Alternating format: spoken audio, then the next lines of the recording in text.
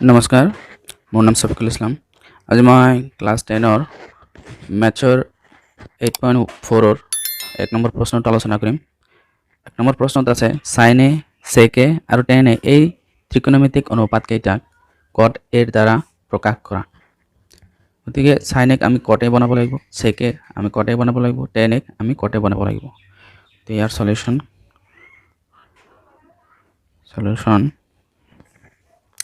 sin a equal sin a by 1 আমি এনেকৈ লিখিব পাৰো। তাৰ পিছত দুয়োফালে অৰ্থাৎ তলে আৰু ওপৰে দুয়োটাক আমি cos a এৰ দ্বাৰা হৰণ কৰিম। sin a divided by cos a divide 1 by cos a। এটা আমি কি জানো যে sin theta by cos theta কি হয়, sin theta divide cos theta equal tan theta। এটা আমাৰ সূত্ৰ। গতিকে আমি ইয়াত কি লিখিম, ওপৰত লিখিম tan a আৰু তলত 1 by cos এক আমি sec a বুলি লিখিব পাৰি, কাৰণ cos ৰ উল্টা cos theta ৰ উল্টা কি 1 by sec theta। তাৰ পিছত আমি tan square a divide sec square a আৰু root over দিলো। root over দি আমি স্কয়াৰ কৰিলো, root a square ক্যান্সেল কৰিলে আগৰ দৰেই থাকি যাব। এতিয়া আমি কি কৰিম, tan square মানে কি, tan ৰ উল্টা হল 1 by cot, গতিকে cot square a divide sec square মানে কি, sec square সূত্র আছিল যে sec square equal 1 plus tan square a। ইয়াত আমি sec square হলনি আমি কি লিখিম 1 plus tan square a। আমি কি জানো যে পৰত কি লিখিলো 1 by cot square a divided by 1 plus tan square 1 plus tan ৰ উল্টা cot 1 by cot square a। তাৰ পিছত আমি এই দুটাৰ পৰা লসাগু লম 1 by cot square a। তো ইয়াত লসাগু কিমান হ'ব, cot square a, ইয়াত আহিব cot square a plus 1। গতিকে ইয়াতো cot square তলত আছে, ইয়াত তলত আছে, গতিকে ক্যান্সেল যাব। গতিকে আমাৰ কি থাকিল, ওপৰত থাকিল 1 আৰু তলত কি থাকিল 1 by cot square a plus 1 root over। তে একৰ ওপৰত root over থাকিলে root over উঠি যায়। তাৰ পিছত root over টো তলত cot square a plus 1 ৰ ওপৰত থাকি যাব, কাৰণ এখিনিৰ বৰ্গমূল নাই। cot square a plus 1 থাকি যাব root over। এতিয়া এইটো হল আমাৰ কি, আমি গোটেইখিনি আমি cot পালো, cot square a plus 1 1। গতিকে sin a আমি cot এর দ্বারা প্রকাশ কৰিলো। তাৰ পিছত sec a মানে আমি কি জানো, sec a মানে জানো আমি বা sec a আমি কি কৰিব পাৰো root over sec square a কৰিব পাৰো। তো sec square এর সূত্রটো আমি আগতে পাইছো, অলপ আগতে পালো 1 plus tan square a। তো ইয়াত কি কৰিব পাৰো 1 plus tan square উল্টা কৰি দিও, কি হ'ব 1 by cot square a। তো 1 by cot square a হলে cot ইয়াত লসাগু ললে cot square a plus 1 divided by কি থাকিব cot square a।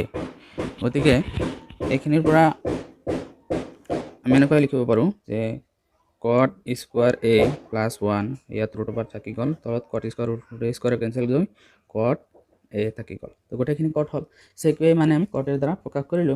এতিয়া বাকি রল tan a equal tan মানে কি 1 by cot, তো এটো এটা লাইনতে হৈ যাব, tan মানে কি 1 by cot। গতিকে আমি 1 নম্বৰ প্ৰশ্নখিনিৰ উত্তৰ পাই গলো। 2 নম্বৰ প্ৰশ্নটো হৈছে sec এৰ সহায়ত a কোণৰ আন সকলোবিলাক ত্ৰিকোণমিতিক অনুপাত লিখা। তো sec এৰ দ্বাৰা আমি sec এ বাদ দি বাকি 5টা অনুপাত আছে sin a cos a তাৰ পিছত tan a তাৰ পিছত হল cot a আৰু cos a, এই 5টা উলিয়াব লাগে। তো প্ৰথমতে আমি সাইনে উলিয়াম। তো সাইনে উলিয়াবলৈ হ'লে আমাৰ এটা সূত্ৰ ব্যৱহাৰ কৰিব লাগিব। সূত্ৰটো হ'ল cos square a plus sin square a equal 1। এই সূত্ৰটো ব্যৱহাৰ কৰিব লাগিব। তো ইয়াৰ পৰা cos স্কোয়াৰ আমি সোঁফালে লৈ যাম। তো sin square a equal 1 minus cos square a। তো sin এইফালে স্কোয়াৰ উঠাই দিওঁ। sin a equal √1 minus cos square a। ইয়াৰ পিছত sin a equal √1 minus cos মানে 1 বাই sec। তো sec স্কোয়াৰ a। তো এই গোটেইখিনি আমাৰ কি হ'ল, sin a আমি sec দ্বাৰা প্ৰকাশ কৰিলোঁ। ইয়াৰ পিছত আমাৰ আছে cos a। তো cos a মানে কি, cos a মানে আমি কি জানো, cos ৰ উল্টা হ'ল sec। তো 1 বাই sec a, এইটো এটা লাইনতে হৈ যাব। তাৰপিছতটো হ'ল tan a। তো tan এৰ কাৰণে আমি এটা সূত্ৰ ব্যৱহাৰ কৰিব লাগিব। ইয়াৰ কাৰণে সূত্ৰটো আছে। তো tan এৰ দ্বাৰা আমি এই সূত্ৰটো ব্যৱহাৰ কৰিব পাৰোঁ। তো ইয়াত 1 টো এইফালে লৈ আহোঁ। তো sec square a minus 1 equal tan square a। তো ইয়াত স্কোয়াৰ উঠাই দিলে অৰ্থাৎ tan a ইকুৱেল √, এইখিনি এইফালে ল'লোঁ, এইটো এইফালে আনিছে। তো স্কোয়ার উঠাই দিছোঁ, ইয়াত √, হৈছে। তো sec স্কোয়ার a মাইনাস 1। গতিকে tan মানে আমি এইটো প্ৰকাশ কৰিলোঁ যে sec এৰ দ্বাৰা প্ৰকাশ কৰা হ'ল। ইয়াৰ পিছত হ'ল আমাৰ cosec a, সাইনৰ উল্টা যেটো আছিল। তো সাইন আমি কিমান পাইছোঁ, cosec a, cosec হ'ল সাইনৰ উল্টা, অৰ্থাৎ ইয়াক আমি 1 বাই সাইন লিখিব পাৰোঁ, sin a। তো 1 বাই sin a মানে আমি কি পাইছিলোঁ আগত, sin a মানে আমি পাইছিলোঁ 1 minus 1 by sec square a। গতিকে এইটোক আমি এনেকৈ লিখিব পাৰোঁ, sec square a minus 1 divide sec square a, sec square a minus 1 divide sec square a, এনেকৈ আমি লিখিব পাৰোঁ। ইয়াৰ পিছত এইটো ওপৰত গুচি যাব, অৰ্থাৎ সেকৰ ওপৰত স্কোয়াৰ আছে, স্কোয়াৰ ৰুটে কেনসেল হ'লে ডাইৰেক্ট sec a হ'ব। গতিকে sec a তলত √, থাকি যাব √, sec স্কোয়ার a মাইনাস 1। ইয়াৰ পিছত হ'ল cot a। cot a, তো এইটো ব্যৱহাৰ কৰিবলৈ হ'লে cot a যদি sec এৰ দ্বাৰা প্ৰকাশ কৰিব হয়, তেন্তে আমি cot a মানে tan এর উল্টা, tan আমি কিমান পাইছোঁ আগত, তো সেইটো চাব লাগিব। tan মানে আমি কিমান পাইছোঁ, tan মানে পাইছোঁ √, sec স্কোয়ার a মাইনাস 1। গতিকে আমি tan এর উল্টাটো ল'ম। তো tan মানে কি আছিলে, tan equal √, sec square a minus 1। গতিকে tan যদি আমি উল্টা কৰি দিওঁ 1 বাই cot হ'ব। তাৰপিছত এইটো √, sec স্কোয়াৰ a মাইনাস 1।